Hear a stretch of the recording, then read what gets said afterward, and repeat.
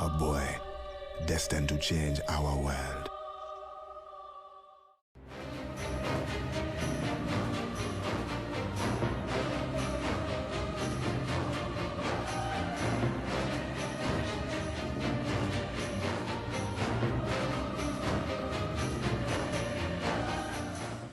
Hey there guys, Nordic Warrior here, welcome back to my video game review series. So, today we're going to be looking at another movie license game. Been playing a lot of these lately. Going to be reviewing Eragon, released in 2006, developed by Stormfront Studios. So Eragon was a movie that came out back in 2006. It was basically an action-adventure fantasy based on a best-selling novel. The movie got tore apart critically and failed to start a franchise. As far as the game goes, it's basically a third-person action-adventure hack-and-slash. You play as Eragon as he undertakes his journey to become an epic dragon rider. The game is basically split up into two modes. You have basic linear levels, which are mostly combat-related, and you also have a few flying sections, more on those later. So the game follows the story of the movie pretty much down to a T. You get a story cutscene in between each level that keeps you up to speed with the story. The majority of the game consists of you traversing levels, mowing down waves and waves of enemies until you get to the next checkpoint. The game's combat at the beginning mostly consists of basic melee attacks. You use Eragon's sword. You have 4 different combo attacks where you can mix both light and heavy attacks. You can also grab and hold certain enemies and deal more damage to them in close. You can also perform several cinematic finishing moves. You also have ranged attacks using Eragon's bow. You can target enemies and fire arrows at them. You can charge up your ranged attacks, making them more effective. This helps when facing faraway enemies. As you play through the game, you also unlock several magic abilities. The magic is implemented into both the game's combat as well as removing obstacles from your path. There are several spells to unlock, such as telekinesis, which can be used to pull enemies off ledges and stuff like that. It can also be used to interact with certain obstacles and hazards in the environment. You have a fire spell, which sets enemies on fire, of course. You can also add fire to your arrows, making them explode upon impact. You also unlock a shield attack that helps you knock away enemies when you're overwhelmed. So the combat of the game, while incredibly simplistic, at least has some variation. The game also has a feature where you can call the dragon Saphira to help you in combat and clear certain obstacles. Call in Saphira. She can take care of them for us. Unfortunately though, this only happens in specific points in the game, and these are entirely scripted, making the whole thing seem completely wasted. It was a good idea in theory, but with these sections being so few and far between, it just feels pointless to me. So that pretty much sums up the game's overall core gameplay. It's essentially a hack and slash with a ranged attack and some magic. Sounds pretty cool, right? Unfortunately, this game is a massive disappointment and it's actually one of the most boring, repetitive games I've ever played. The worst thing about the game for me, and the thing that pretty much ruined the whole experience, is the overall level design. Levels are unbelievably linear in the worst way imaginable. Now, I'm not saying that linear gameplay is necessarily bad. There are plenty of linear games that I like, but the problem here is that the game is absolutely jam-packed full of invisible walls.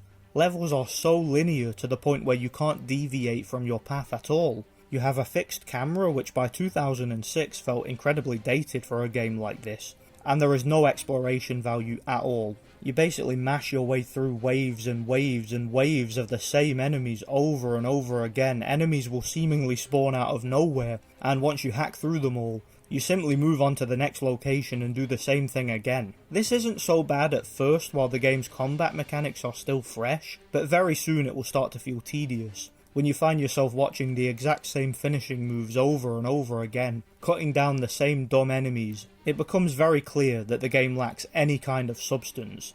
It'll actually get to the point where you'll want to just start running past enemies, which, in several points in the game, you can actually do. You would think that with the magic you can unlock in the later levels, this would help to spice up the game a bit, as well as some of the later enemies in the game getting bigger and tougher. But unfortunately the game just feels like an absolute chore to play, and it's a game that will have you bored long before the end.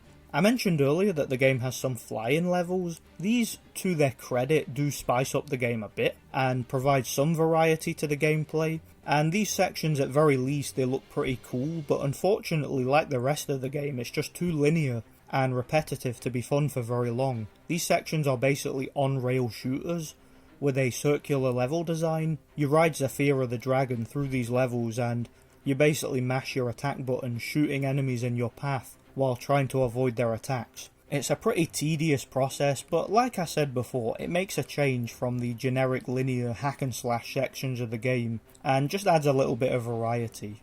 The game does have a couple of boss battles. You take on the main villain of the game, Durza, twice, one time on foot, and the final time you have a battle in the air while riding Saphira. Both of them are pretty lame and feel tacked on. Another disappointing thing about the game is the overall graphics and presentation. It varies from mediocre to terrible.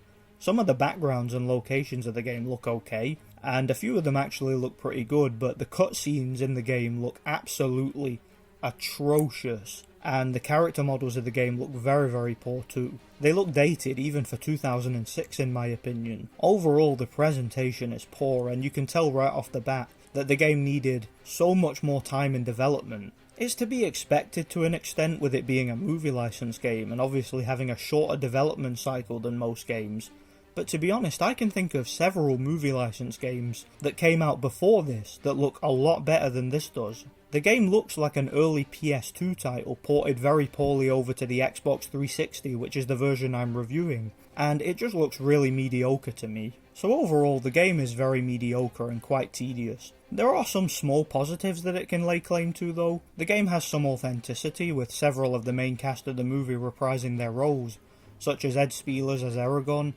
Sienna Gulleroy as Arya, and Robert Carlyle as Durza. So if you're a fan of the movie, then you might enjoy some of the voice performances of the cast, but that really depends on your point of view. Another thing I actually do like about the game is that it has plenty of unlockable features. As you play through the game, there is a collectible hidden dragon egg somewhere in each level.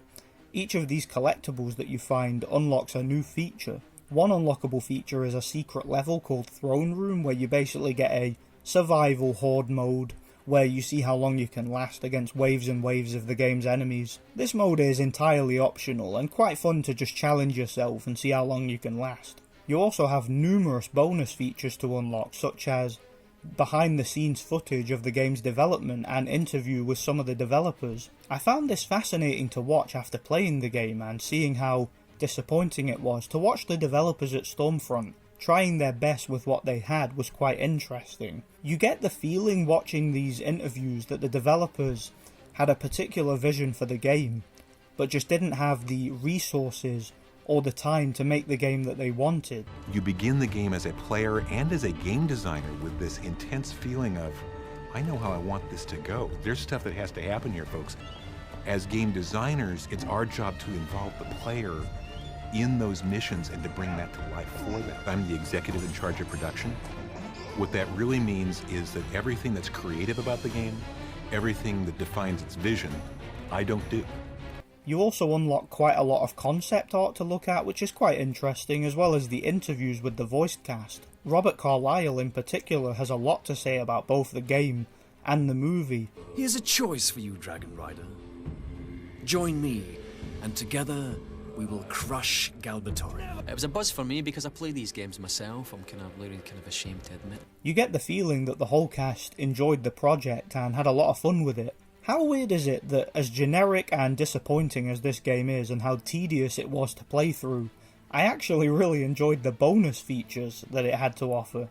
Who would have thought? Overall though, the game is a massive disappointment. Sure, it's not the worst game I've ever played, but it's way too generic and tedious for me to recommend. I would only recommend checking this game out if you're a collector, or if you happen to be a big fan of the movie, because then at least you might enjoy the game's story. Other than that, I can't see anybody enjoying this game more than any other generic hack and slash on the market. Thanks for watching, guys. This game may have been a bit of a chore to play, but I enjoyed checking it out nonetheless for the purposes of this review.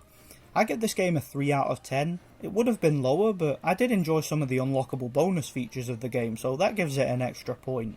Let me know what you guys think. Stay tuned for more retrospective video game reviews. Once again, I have a lot of reviews coming to the channel in the near future. Thanks for watching, and God bless. We'll never forget the debt we owe to Saphira, the mighty dragon, and Eragon, the brave dragon rider that sits upon her.